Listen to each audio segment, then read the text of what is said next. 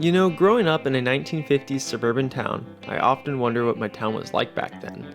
How many people used to drive around on hot rods, and do these cars still exist in people's garages?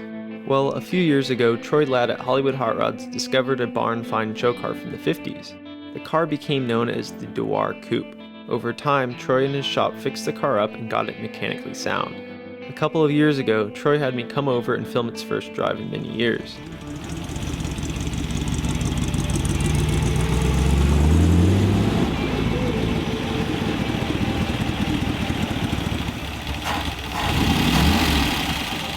Today I was told that Troy would take the Dewar Coupe on his farthest drive in at least 60 years. So I met up with Simon Gluckman before we continued our journey.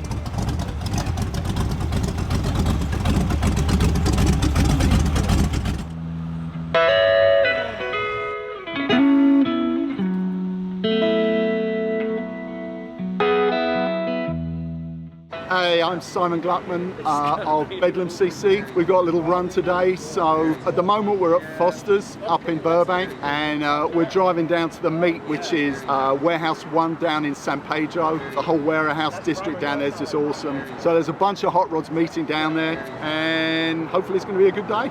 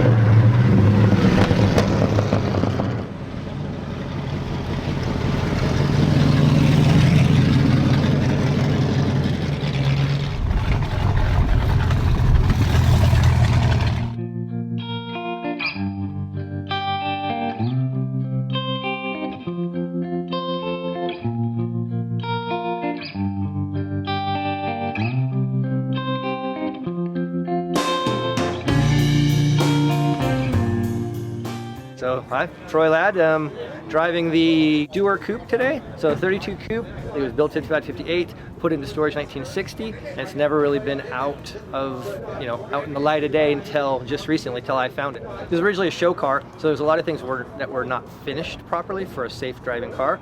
So I've been fixing stuff, driving us driving it, and today is the longest journey that it's been on. For being stored, basically barn find, stored in a barn for, well, since 1960, it's good for it to be out.